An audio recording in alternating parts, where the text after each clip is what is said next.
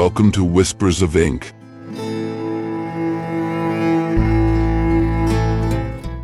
I'm Machado de Assis, and now I will read one of my stories. Let's start with the book The Program, which is part of my novels collection.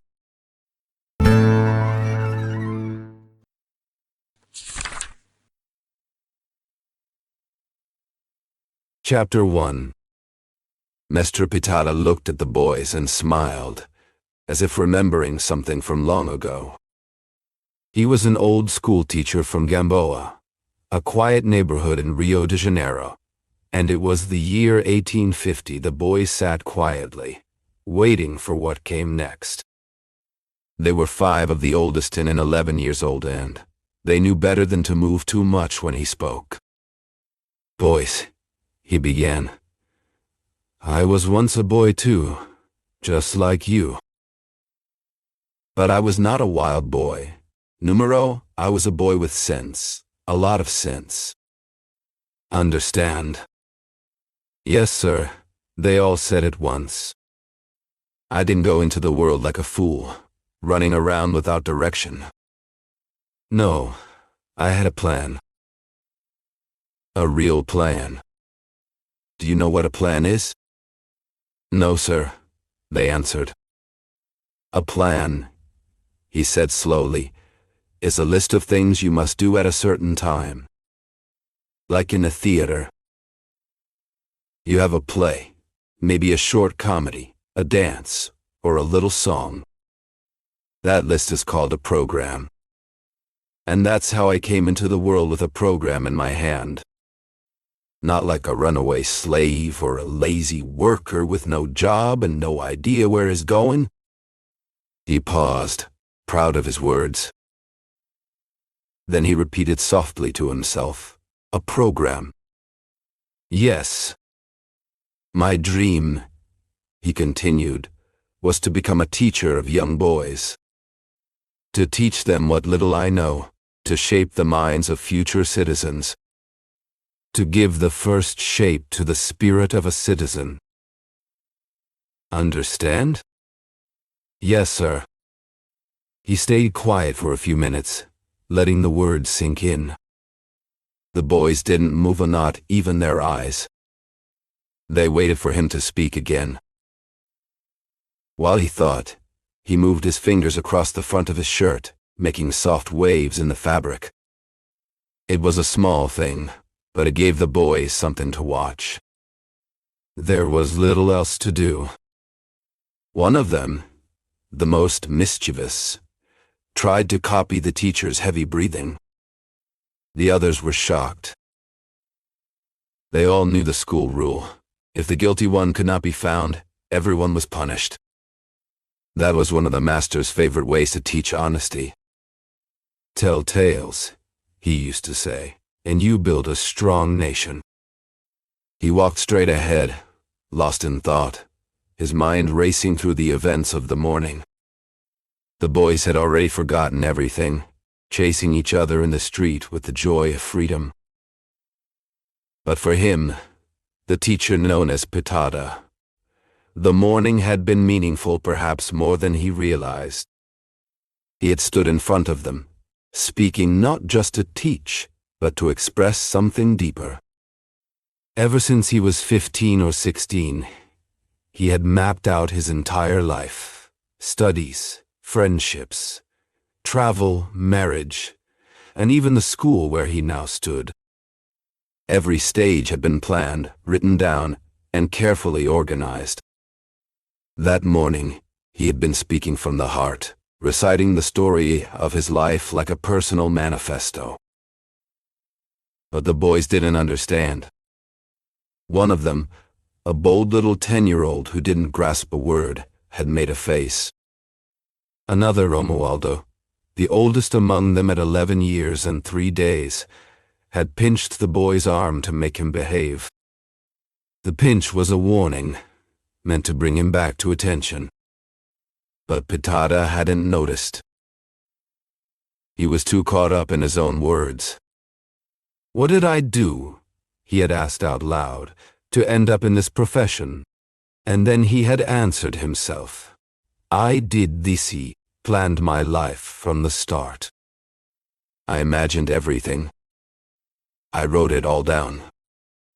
I followed the path I had drawn. His voice had grown more serious, his language more complex. The boys stopped listening after a while. Their faces showed confusion, boredom, even discomfort. But Pitada didn't notice. He was speaking to the air, to his younger self, perhaps even to the world that had shaped him. When the clock struck noon, he finally stopped. It was time. The boys were dismissed, and they ran out laughing, their earlier hunger completely forgotten in the relief of escaping another long lecture. Pitada knew this routine well. Sometimes, he kept the older students after lunch to share a moral lesson or a short, healthy story. There were days when he lost track of time and only realized how late it was long after lunch was over. But not today. He had stopped just in time. And maybe, just maybe, he had said enough.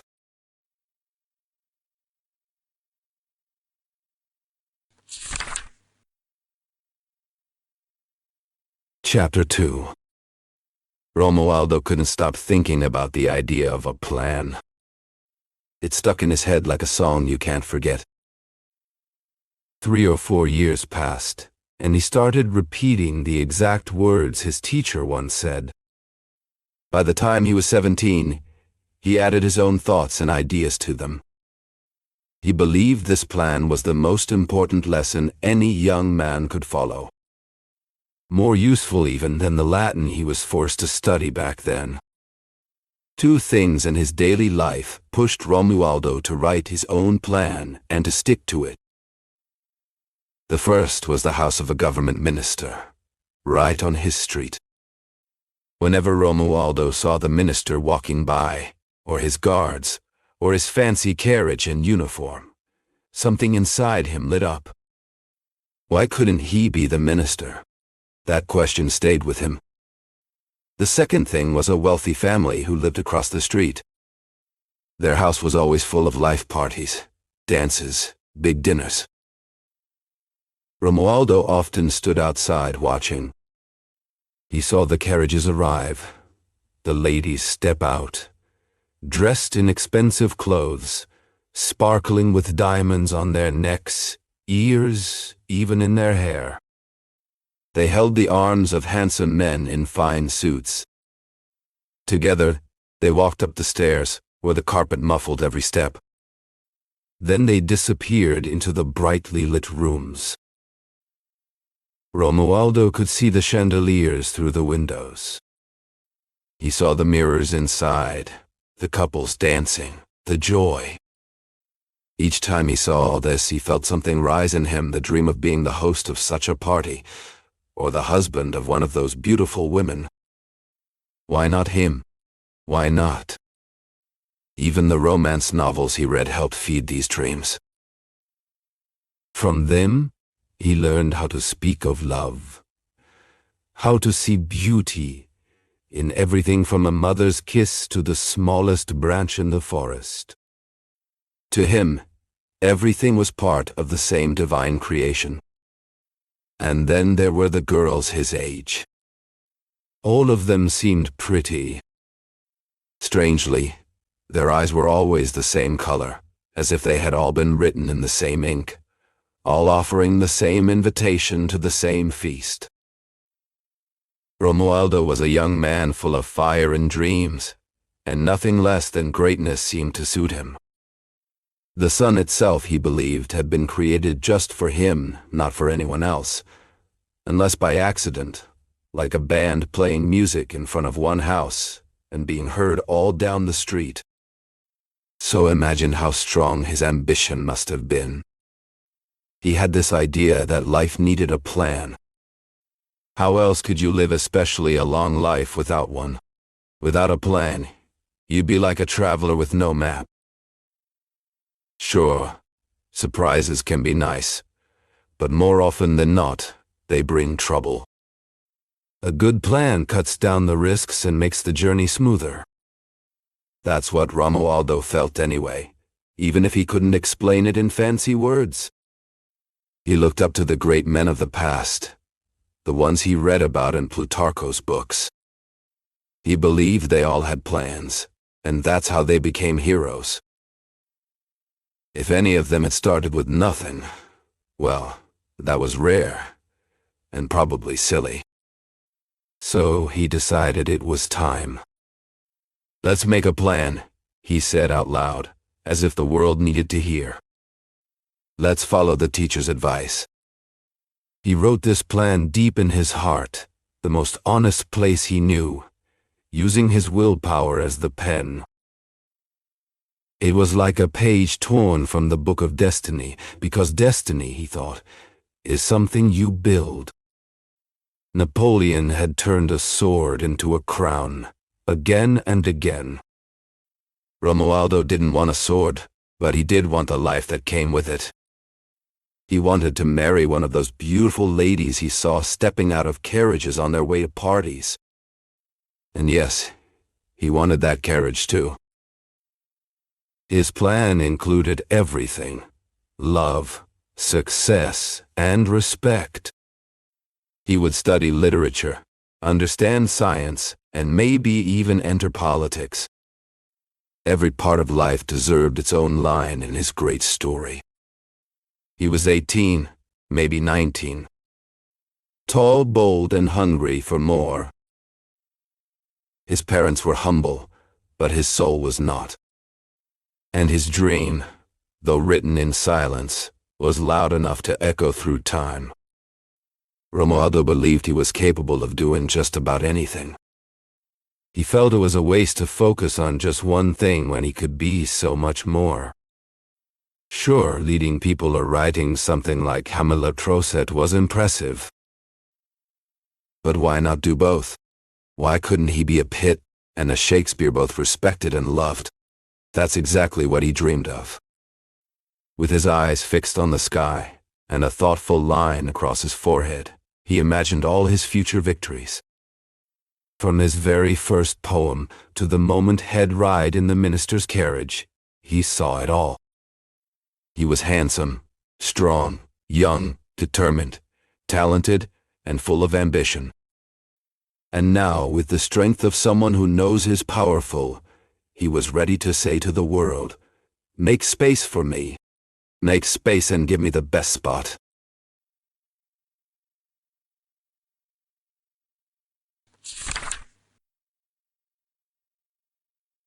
Chapter 3. Now you, Calliope, teach me. No one can say for sure which is the kind of certainty needed to make a statement that will travel the world, whether Romualdo's first stanza came before his first love, or if love came before poetry. Let's say they were born at the same time. That's not unlikely. If his first love was an ordinary, unremarkable person, then his first poem was a cliché. In 1858, the year Romualdo made his literary debut, there was still a newspaper called Correio Mercantil. It didn't last past 1870. It was through this paper that our Romualdo told the world the century was huge, that all barriers had fallen, and that humanity deserved the immortal crown it had earned. The poem was 30 or 40 lines long, written with passion, full of adjectives and dramatic lines, with many suns, plenty of condors, and countless strong, brilliant images. That night, Romualdo barely slept. Still, he woke up early the next morning, got dressed, and went out. He walked straight to buy the Correio Mercantil. He read the poem right at the entrance of the printing house, on Rua da Quitanda. Then he carefully folded the paper and went to get some coffee. On the short walk from the print shop to the cafe, he kept reciting the verses in his head. That's probably why he bumped into 2 or 3 people along the way. Once seated at the cafe, he unfolded the paper and read the poem again, slowly, 4 times in a row. Add to that the one he read after paying for his coffee, and the one he read earlier at the print shop, and that made 6 readings in just half an hour. It's surprising until you realize the difference between something handwritten or memorized and something printed. Yes, Romualdo had read the poem in manuscript form. And after reading it so many times, it was printed in his soul, to use his own words. Romualdo looked at the printed page and felt something shift inside him. The manuscript had been messy, vague, scattered like old stories you heard as a kid, with no clear date or author. It was hard to grab hold of, like chasing smoke. But print changed everything. Print made it real. For Romualdo, it was like watching a strong building rise, one meant to last through time. The uniform letters, the repeated shapes, they gave his verses a final, finished look. He found beauty in them he hadn't planned for. Still, he noticed a misplaced comma, and it upset him deeply.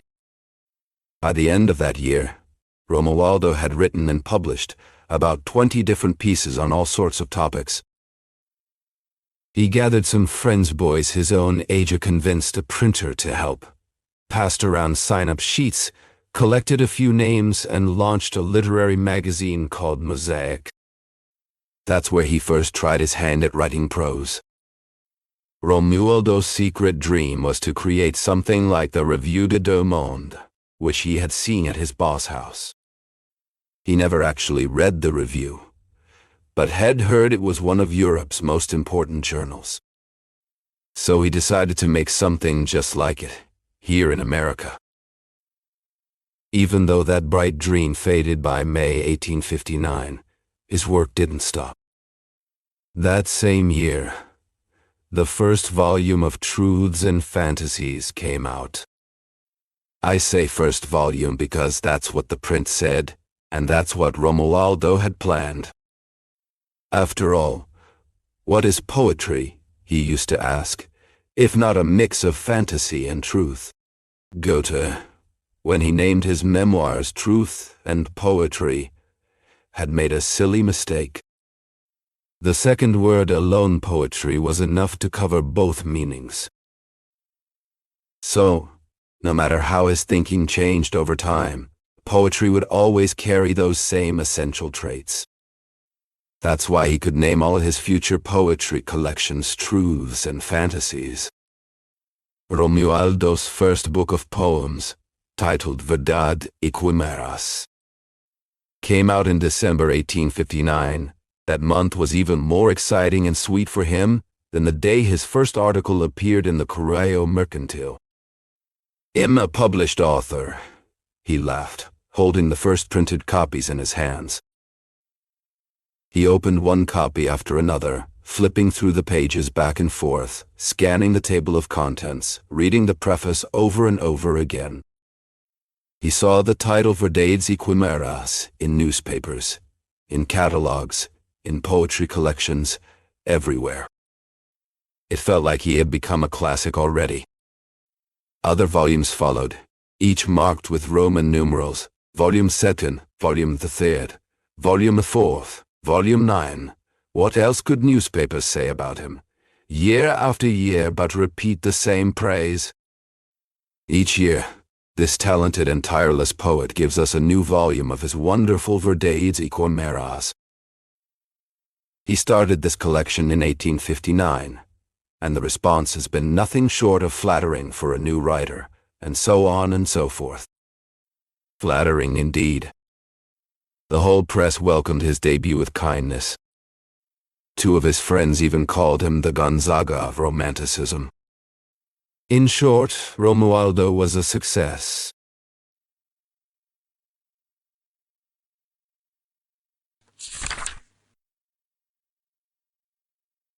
Chapter 4. 15 years old, beautiful and rich, the ordinary and unremarkable girl, who had been Romualdo's first love, faded away as quickly as a match flame. His second love came during the time he was preparing to go study in São Paulo, but it didn't last. Romualdo had taken preparatories, and after developing a real taste for the law through his talks with a local lawyer, he decided it was never too late to earn a degree. He went to São Paulo and threw himself into his studies with passion. He told no one but himself that one day his name would be mentioned alongside the greats Nabucco, Zacarias, Teixeira de Freitas, and others. Jurisconsult! He would spell the word slowly, lovingly, savoring each letter. To him it sounded deep, broad, and powerful. Jurisconsult. Zacarias, Nabucco, Romualdo. And he kept studying, diving headfirst into the world of law with unstoppable energy.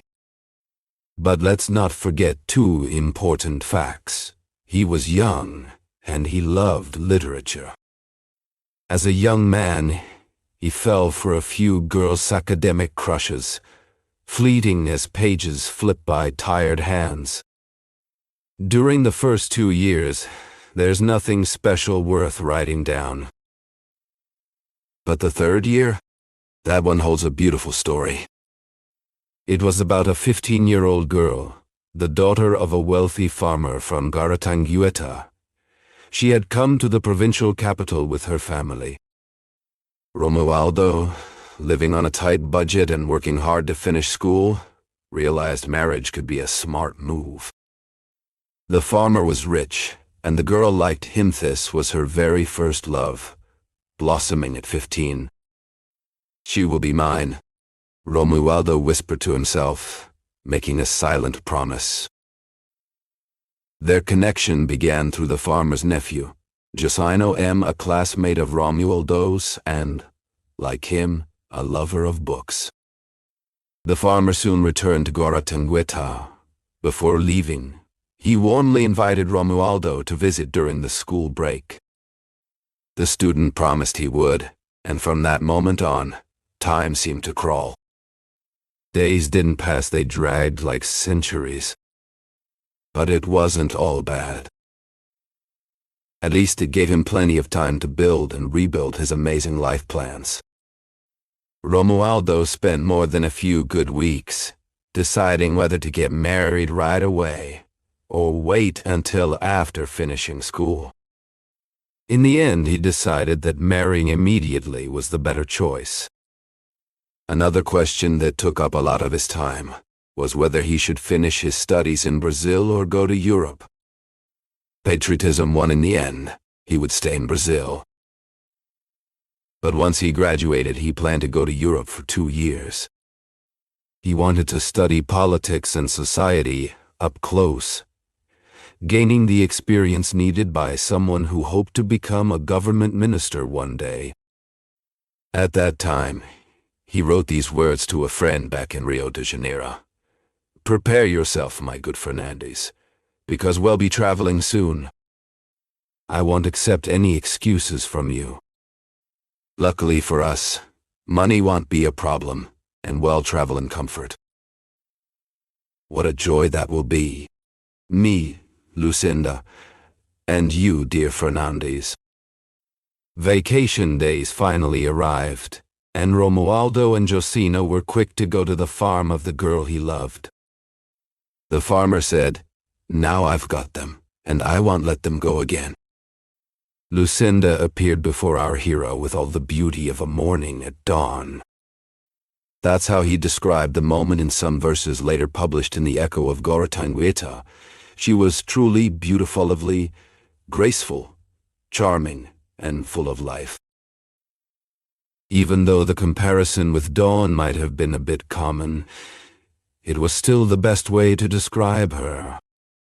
If the vacation days had taken a long time to arrive, once they came, they flew by.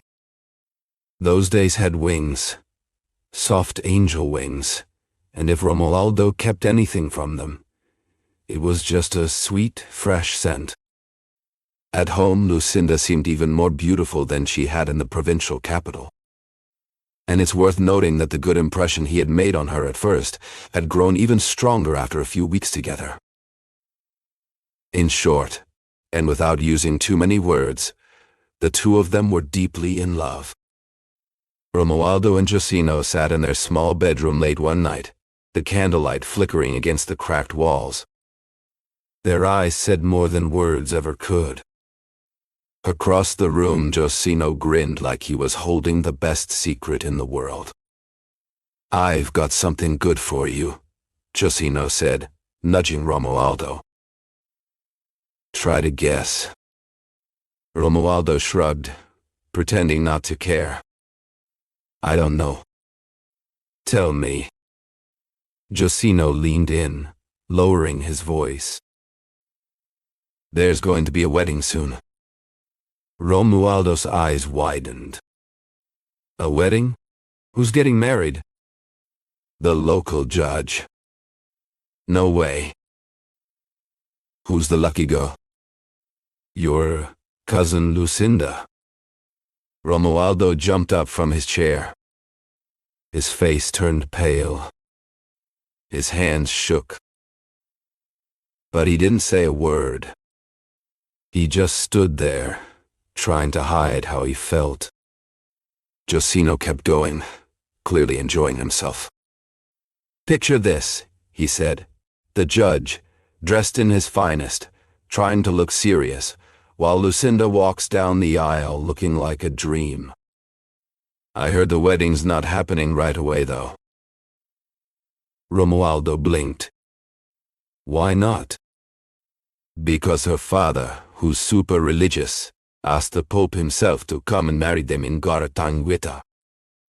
Romualdo stared at him, not sure if he was serious. Then Josino started laughing. "Oh," Romualdo whispered, finally getting it. "You were joking." "Not entirely," Josino said, still smiling. "But I wanted to see your face." And Romualdo, still shaken, sat back down. He looked at his friend and started to talk. Everything came out: how he felt about Lucinda, how he missed her, how he dreamed about her every night. He told Josino everything. 5 days later, Romualdo was on a train to Rio de Janeiro. He left Guaratangueta with a broken heart, but also with hope. Once in the city, he began writing a story. It was his story, but disguised as fiction. In his book, there was a young poet with great talent. This poet would grow up to be a minister, maybe even a president. He was noble, pure-hearted, and deeply in love. His love was a 15-year-old girl, beautiful, innocent, and kind. She was the daughter of a wealthy farmer, and together, they were perfect for each other. Romualdo read each chapter to his friend Fernandez, the same man who had heard his plans about marrying Lucinda and traveling to Europe. In one letter Romualdo wrote, he said, "We'll have everything we need, thanks to God. Well, travel in style. What joy! Me, Lucinda, and good old Fernandez." That was Fernandez always there for Romualdo. A few weeks later, Romualdo turned to Fernandez and asked, "Are you ready? Are you coming with us?" Fernandez smiled. "Yes. Am ready." Romualdo leaned forward, his voice steady, but his eyes betraying the excitement bubbling inside him. "It's settled. This year, as soon as the holidays start, I'm going to Guaratangueta. I'll ask for her hand. I could have done it sooner, sure, but it didn't make sense. And when I do, you'll finally chase that bachelor's life out the door." Fernandez sighed, shaking his head. "He'll come back, you'll see." Romualdo shook his head firmly. No, he won't. Il shut the door on him with a golden key. And so Romualdo returned to his desk, pouring his heart into the pages of his book. He wrote of love, of two souls united before God and the world, with moonlit nights and poetic quotes scattered like stars in the sky, some even in Latin, to give it that classic charm. He finished the novel in Sao Paulo and sent it off to the Eco de Guaratinguetá, where it was published not long after. The editor reminded readers that this was the same author who had shared his poetry with them the year before. While waiting for the holidays, Romualdo found comfort in writing letters to Fernandes and speaking endlessly with Justin always about Lucinda, the gentle girl from São Paulo. Josino shared memories of her childhood, little stories from back home, and Romualdo listened with a kind of sacred devotion, tinged with the quiet pride of a man already seeing himself as her husband. Every detail, every word, was later sent to Fernandes in long letters that never seemed to end, arriving every 5 days by the mail coach of the time. The last letter, written just as the holidays began, read, "I'm leaving for Guaratinguetá now. I plan to ask for her soon, and before long, we'll be married in the capital. After that, who knows? Maybe the sea, maybe the world. Pack your bags, you rascal. Go on, you rogue. Start packing." You scoundrel. Was it just to travel that you pushed me into this courtship? Well, now you'll have your chance. Deal with it. 3 more pages followed, filled with such playful teasing and sweet mock anger. Fernandes read every word with a smile, and replied simply, "Ready for anything that comes." But he wasn't ready truly. He wasn't for what came next. He wasn't ready for the sorrowful, tired face that entered his home 2 months later, stepping into the Rua da Misericordia with heavy steps. He wasn't ready for the sadness in Romualdo's eyes, nor for the anger that made him throw his hat to the floor with a furious gesture. Lucinda had betrayed him. Lucinda loved the prosecutor. And he told me how the prosecutor, a young man of 26 who had been appointed only a few months earlier, had immediately begun courting the girl. He pursued her so intensely that, in no time, she had fallen for him. And you? What could I do? You should have insisted. You should have fought. You should have won. Do you think I didn't? I insisted.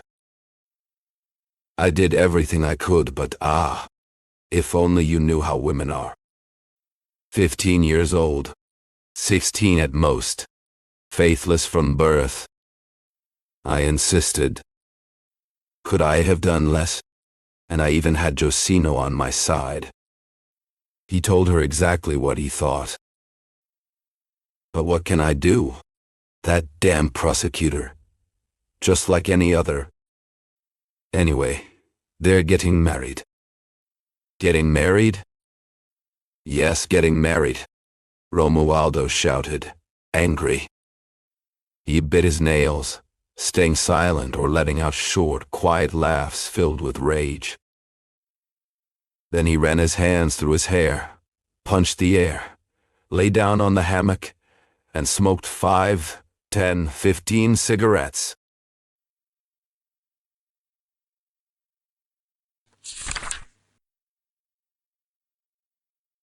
Chapter 5.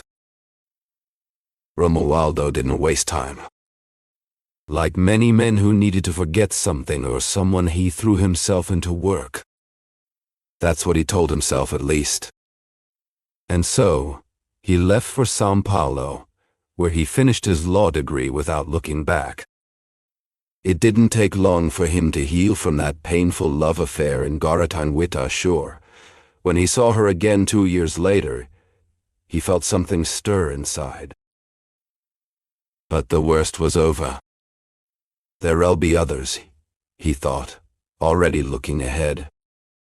With marriage in mind and maybe even a minister's uniform, he started building his political career in his final year of college. At the time, the provincial capital had only one newspaper, and it was purely commercial. Romualdo convinced the editor to add a political section, and he began writing a series of articles that caught people's attention. Once he graduated, an election was held for the provincial assembly. He decided to run, even though he had no party behind him. He got about 10 votes, maybe 15. But he wasn't discouraged. Not at all. He saw the loss as part of the game. What mattered was that his name had been listed among the candidates. Those few votes were still votes. They were pieces of the people's will, proof that someone, somewhere, had believed in him. After all, how many followers did Christ have on the day of Calvary? And how many were there in 1864? Everything, in time, could change. Soon after, Romualdo moved to Rio de Janeiro and opened a law office. But that was just for show. In truth, it was nothing more than a quiet place to smoke a cigar and dream bigger. He'd tell Fernandez, his friend, that maybe one day he'd travel, or take a job as a customs inspector, or perhaps return to politics full-time. Fernandez agreed with everything. He had a small job in the courts, low pay, no prestige, and no future. But Romualdo's dreams were bigger than that. Much bigger. Romualdo's grand plan was the kind that pulled every ambition along with it, like a wave sweeping the shore. It was the kind of dream that Fernandez, childhood friend and quiet admirador, couldn't ignore. Picture this: a lady's diamond shining beside a minister's uniform, tucked inside a fancy carriage, with servants trailing behind. It was the sort of life that made you want more. Fernandez thought to himself, "I'll never be anything on my own." But Romualdo won't forget we were boys together. So off he went, walking straight to Romualdo's office. Sometimes he'd find Romualdo writing a political piece. Fernandez would sit quietly, listening. If needed, he'd copy the text. And the next day, he'd spread the word. What a piece! A masterpiece. Not just for its knowledge, but for the style, especially the style. It's way better than anything by Ottaviano, Rocha, Paranhos, or Firmino. He'd finish with, "No doubt about it, Romualdo's, our Paul Louis Courier." One day, Romualdo greeted Fernandez with something new. "Fernandez," he said, "I think the gun that's going to kill me has already been cast." Huh? I don't get it. I saw it yesterday. The gun? Call it a gun, a cannonball, a pistol, whatever you like. A beautiful weapon. Oh, some little thing, right? Fernandez asked quickly. Little? No, big. A tall woman. Very tall. Amazing. She's a widow, fresh, 26. You know B? She's his widow. The widow of B. But she's really something special. I saw her yesterday too, near San Francisco de Paula Square. She was getting into her carriage. You know, she's quite the catch. They say she's worth 200. 200? Add another 100. 300, huh? Yes, sir, she's top class. As Fernandez said this, And more, maybe trying to cheer Romualdo up. Romualdo just sat there, silent. He twisted the chain of his watch and stared at the floor, a faint smile on his lips. Tlin, tlin, tlint, a clock suddenly rang. 3 o'clock, Romualdo said, standing up. Let's go. He checked himself in the mirror, pulled on his gloves, placed his hat on his head, and they walked out together.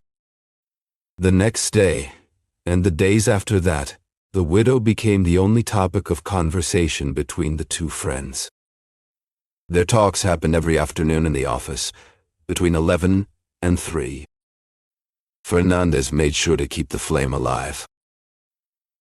He talked about the widow to Romualdo, gave him updates when he happened to see her on the street. But it wasn't really necessary because Romualdo could think of nothing else. He went to the theater, hoping to find her. He walked down Rua do Vidor, went to some parties, and even joined the casino club. At the theater, though, he only saw her a few times. At the casino, just once. He managed to stay near her for 10 minutes, but not long enough to be introduced or even share a glance. 10 minutes after he arrived, the widow suddenly left, saying she had a headache. Honestly, Romualdo said the next day while telling Fernandez about it, this is just bad luck. Don't let it get to you, Fernandez replied. If you give up, nothing will happen. Isn't a headache the most natural thing in the world? That's true. So then, Romualdo shook Fernandez's hand, full of gratitude, and the dream kept growing between them. It sparkled and pulsed, more exciting than any pile of real-life facts. 300 contos, a future full of certainty, a minister's post, Fernandez as a customs inspector, and later, maybe even a treasury bishop, as Romualdo used to joke around. This is how they filled their afternoons at the office. I say filled because Fernandez, wanting to tie his future to Romualdo's once and for all, quit his small job at the courthouse and accepted a clerk position Romualdo offered him. The salary was 80,000 rei. There's no such thing as a small or big salary, unless you compare it to the amount of work it demands. For Fernandez, 80,000 rei might have been barely enough to live on. But compared to the actual work he did, it felt like gifts from King Artaxerxes himself. Fernandez believed in every single promise of Romualdo's bright future, the marriage, the law career, the politics. Every ray of light from Romualdo's rising star gave Fernandez hope, and he followed it with complete faith. The star had tucked its rays beneath a thick cloud, but he, knowing the cloud would pass, stretched out on the sofa, half asleep, dreaming alongside his friend. Just then, a client showed up at Romualdo's office. Neither he nor Fernandez expected such a thing. It felt like a twist of fate, something unpredictable and strange. At first, Romualdo thought the man might be a messenger from the widow. He almost winked at Fernandez to signal him to leave, so the visitor could speak freely. But the man quickly cut through that idea. He was there to discuss a case with the lawyer. It was another dream, not quite as sweet as the one Romualdo had imagined, but still a good one.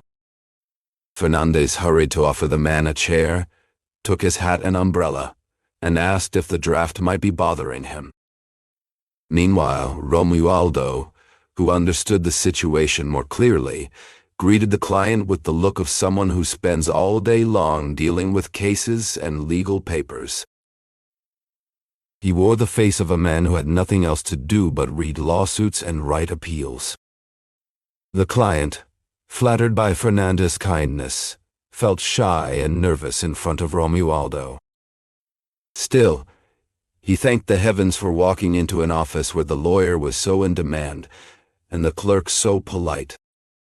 He explained his case, which had to do with stopping the construction of a new building or something quite similar. Romualdo made his boredom more and more obvious. He lifted his lip, flared his nostrils, scratched his chin with an ivory-handled knife. When the man got up to leave, Romualdo only offered the tips of his fingers. Fernandez, on the other hand, walked him all the way to the landing of the stairs. "Please remind the lawyer about my case," said the client. "Leave it to me. Don't forget. He might lose track of it among all his other work. That crook thinks he can fool me, but I won't let him. No, don't forget, and believe me, I won't forget this either. Leave it to me." Fernandez waited for him to come downstairs. When he did, he gave Fernandez a deep bow from the bottom of the stairs, and then disappeared down the hallway, clearly pleased with himself for having gone up to that office. When Fernandez returned to the room, Romualdo was already flipping through a form, preparing to draft the initial petition. The client had promised to bring the power of attorney shortly, and he did. Romualdo received it with a cold, formal attitude. Fernandez, seeing this, felt his hopes rise even higher. "So?" Fernandez said to Romualdo, his hands on his hips. "What do you think of this start? Treat this case well, and you'll see clients will come marching up the stairs like a procession." Romualdo was truly happy. All the laws of the kingdom, all the national legal codes were spinning in his mind, complete with Arabic and Roman numerals, paragraphs, and abbreviations. These details, though minor, were to him like ribbons in a hairstyle perhaps, not enough to make an ugly woman beautiful, but perfect for making a pretty one even more striking. From this one simple case, Romualdo built an entire castle of legal victories.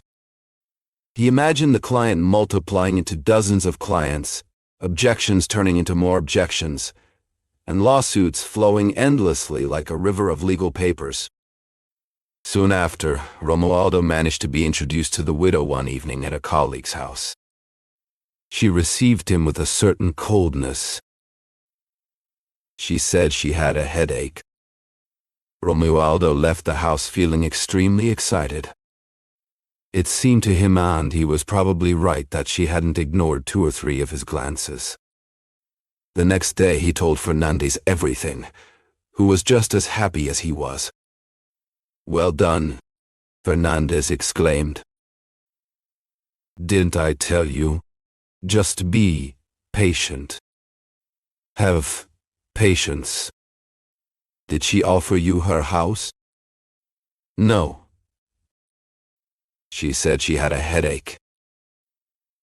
"Another headache. Is that all she ever has? Never mind, it's the kind of illness beautiful young women get." They came looking for an article for the political section. Romualdo, who hadn't written one, barely managed to put together a few dull ideas in time, and the rival paper responded with great arrogance. Soon after, Fernandez reminded him that a deadline was ending for the suspension of the new project.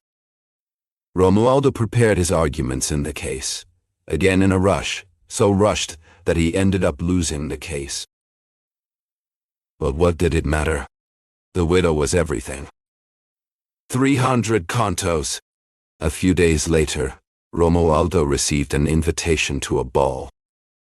No words could describe the joy in his heart as he got ready for this party, which he believed would mark the beginning of his happiness. He arrived. 20 minutes later, he learned it had been the widow's first and last ball, and that in 2 months she would marry a frigate captain.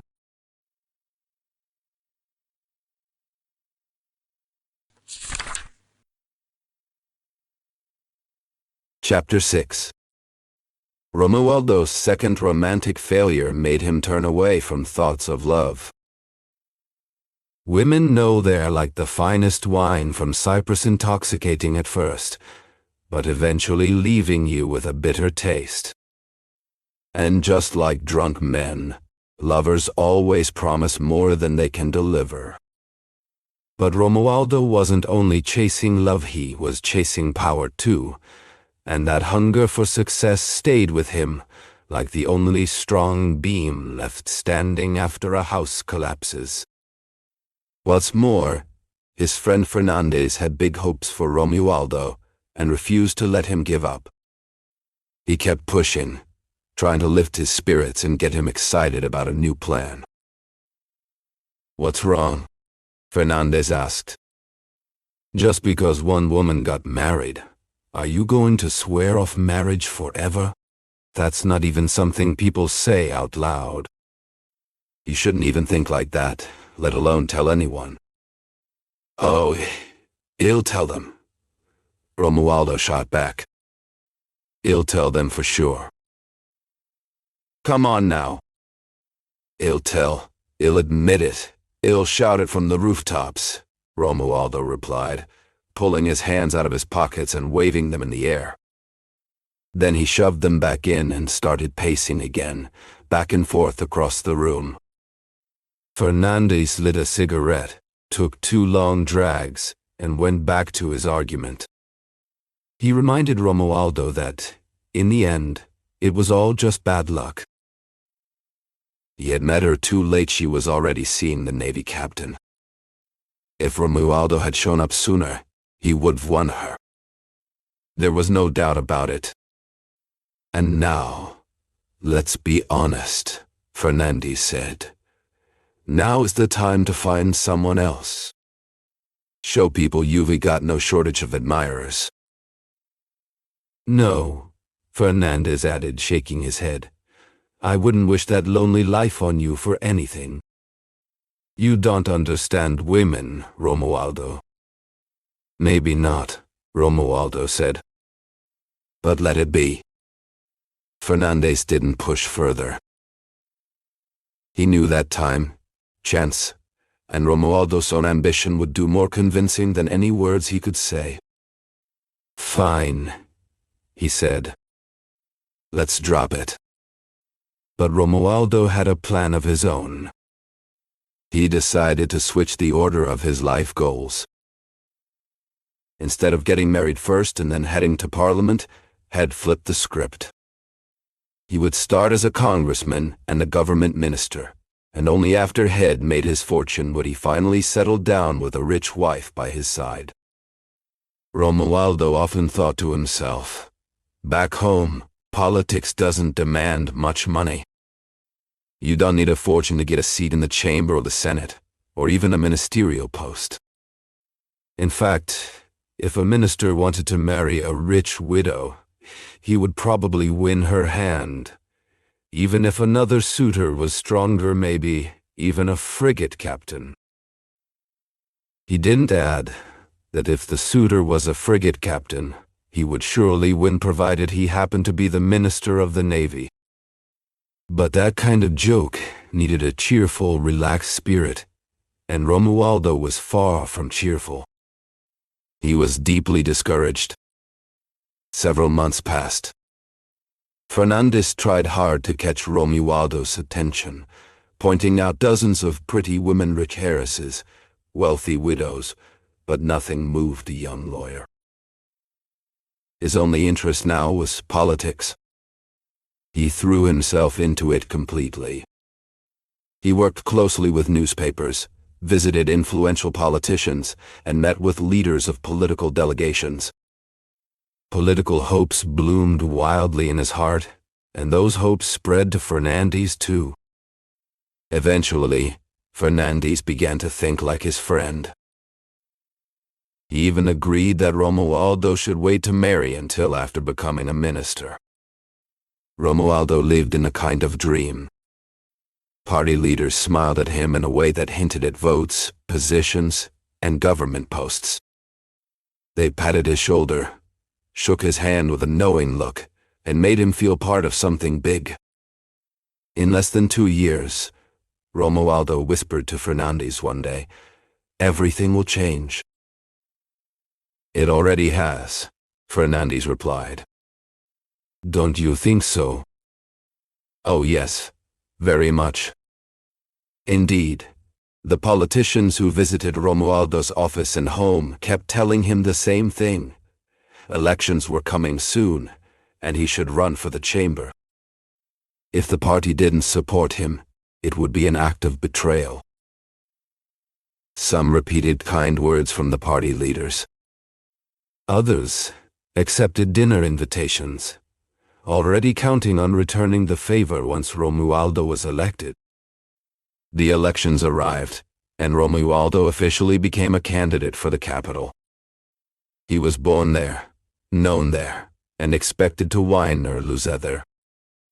His friends kept assuring him that victory was certain, no matter what it took. The campaign, to be honest, was brutal. Romualdo had to fight through rivals, rumors, and suspicion right from the start. Without money of his own, he tried to borrow some for the basic expenses, just a little, enough to get things moving. And once he got past that second stage of the battle, he dove into the third, finding election agents and arranging votes. That's when Fernandes showed exactly what a true and loyal friend could do. He became unstoppable, writing articles, making copies, proofreading, running errands, asking for favors. He ran from place to place, worked non-stop, barely ate, hardly slept. At one point, he even got into a fist fight on the street with a supporter of the opposing candidate who gave him a nasty bruise on the face. Election day finally arrived. The 3 days before had been insane. 1,000 rumors were born and died every hour. Hired thugs were switching sides, local election officers were suspected of betrayal, ballots were stolen or lost. It was pure chaos. The night before the vote was filled with anxiety. Neither Romualdo nor Fernandes could fall asleep before 3 in the morning.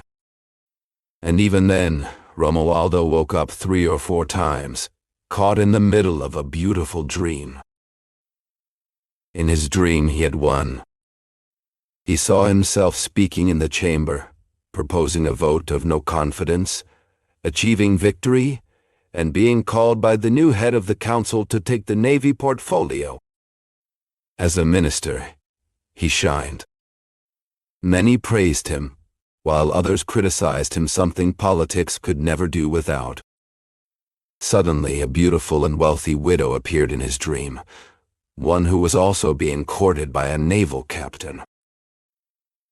Romualdo sent the captain to the Caribbean within 24 hours and married the widow himself. Just then he woke up. It was 7 o'clock. "Let's get out there and fight," he told Fernandes. They left to face the election battle. Halfway there, Romualdo had a moment of Napoleon and said to his friend, "Fernandes, this is the son of Austerlitz." Poor Romualdo. It was actually the son of Waterloo. "Cheating!" Fernandes shouted. "There was vote tampering. I saw the inside of some ballots." "But why didn't you complain back then?" Romualdo asked. "I thought it was our own people," Fernandes admitted, changing his tone. With or without proof, the truth was that the bread of election went to the rival's mouth, leaving Romualdo hungry and empty-handed. The defeat hit him hard. He was starting to feel tired of the fight. He was just a lawyer with no cases. None of the dreams he had as a teenager had come true, or even seemed likely to. Everything slipped away from him, maybe his fault, maybe the world's. Romualdo's sadness grew worse because of Fernandes' loss of hope. Fernandes was beginning to doubt Romualdo's luck and regretted changing jobs for him. He often told his friend that laziness was a bad trait, and that working in court was boring him. These two ideas seemed unrelated at first, but they came together in a hidden thought. You'll never become anyone, and I'm not staying around to watch. In fact, a few months later, Fernandes joined some unknown business and moved to Curitiba. Romualdo was left alone. He tried to arrange a few marriages, but for one reason or another, they all fell through. He returned to political journalism, where he quickly made enemies and debts. He left the press and went to live in the countryside. People told him he could build something there. And something did come his way. Not bad at all. But he got involved in local politics again and lost himself. He wasted 5 years, and not just wasted. He lost money and time. He changed towns. With the lessons from the first try, he managed to live for a while, modestly. In time, he married. His wife wasn't rich like he had imagined in his plans, but she was fertile. After 5 years, Romualdo had 6 children. 6 children can't be raised or fed on 6 cents. His needs grew, and his money shrank. The years kept coming, one after another. He would ask himself sometimes, where are my dreams? Where is my plan? Longing would come, especially during big political crises in the country or when news from the court's parliament arrived. That's when he would go back in his mind to his teenage years, to the dreams of a young Napoleon that he once had, plans he had made and never carried out. Yes, he had imagined building an empire in his mind. But in real life, he ran a small law office handling only a few cases. Over time, even this feeling softened. The years, heavy on Romualdo's spirit, limited his ability to understand great ambitions. The sight of local political fights made his hopes smaller. He no longer fought for power. He gave up politics and became simply a lawyer. The only thing he still did was vote with the government, not because he liked the politicians in charge, but because he believed in the higher idea of authority. Of course, this choice brought him some trouble, because not everyone in town understood the difference. But in the end, he did not let himself be ruled by passion, and that alone was enough to avoid many problems. In the middle of it all, his children were the best comfort. He loved all of them equally, though he had a soft spot for the oldest boy, a clever child, and the youngest, a very sweet little girl.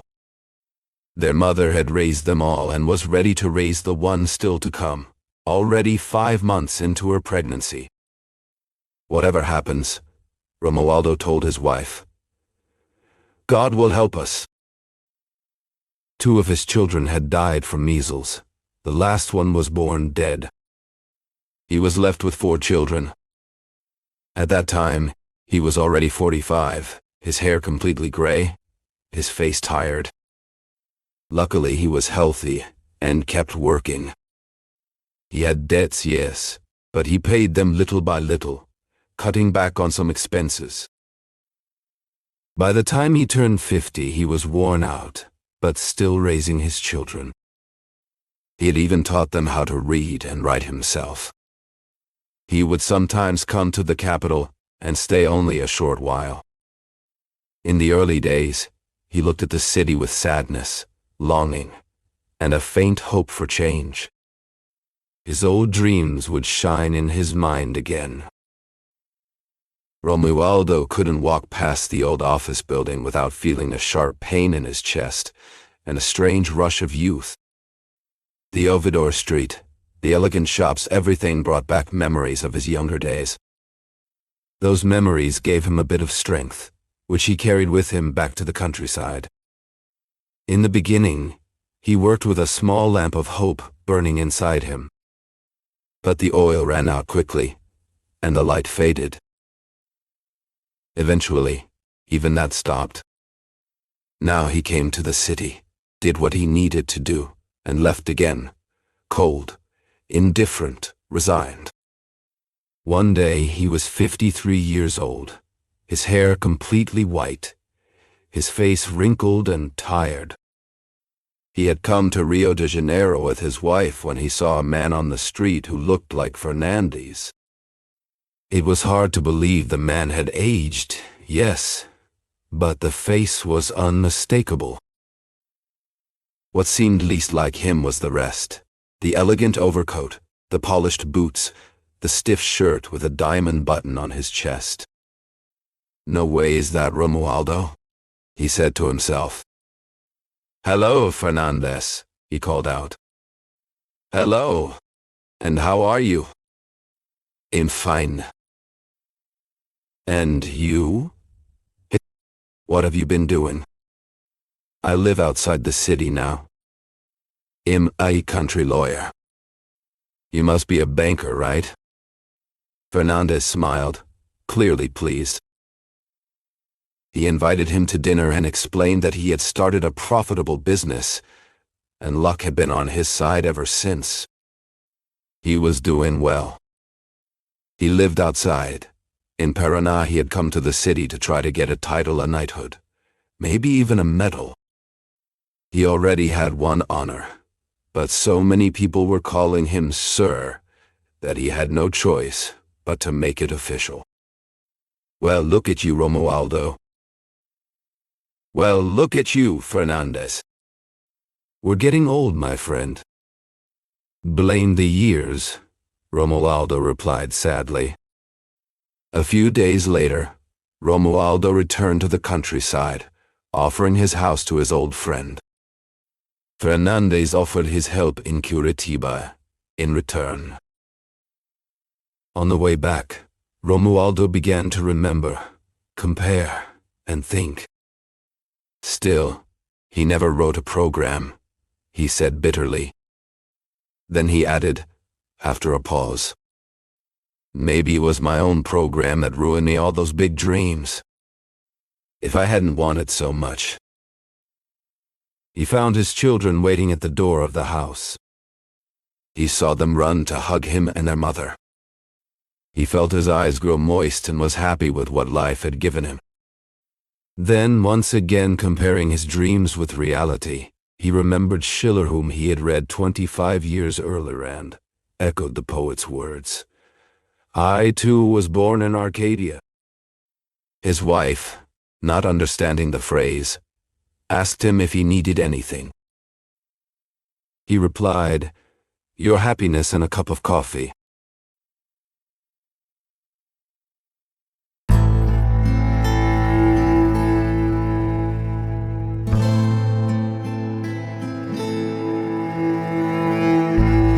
Thank you for listening so far. If you enjoyed this video, don't forget to like our channel and click the bell to be notified whenever a new book is read. Have you heard of Machado de Assis? Machado de Assis, born in Rio de Janeiro in 1839, is considered one of the greatest writers in Brazilian literature and a master of psychological realism. He was a novelist, poet, playwright, and short story writer whose works explore the complexities of human behavior with irony, subtlety, and deep introspection. Among his most famous novels are Dom Casmurro, which questions truth and memory, and the posthumous memoirs of Brás Cubas, a satirical narrative told by a deceased man. Machado's literature often reflects the contradictions of Brazilian society, addressing issues like race, class, power, and identity in a sophisticated yet accessible style. Despite being born into poverty and facing racial prejudice, Machado de Assis rose to become the president of the Brazilian Academy of Letters and a symbol of literary excellence. His sharp wit and profound observations about society and the human soul make his works timeless and universally relevant. Today, he is recognized not only as a Brazilian icon, but also as a world-class author whose legacy continues to influence generations of writers and thinkers. Machado de Assis shows us that literature can be both elegant and critical, intimate and universal, humorous and profound. His stories remain as powerful and thought-provoking today as they were more than a century ago. Machado is a treasure of world literature, and through his voice, we discover the infinite layers of the human experience.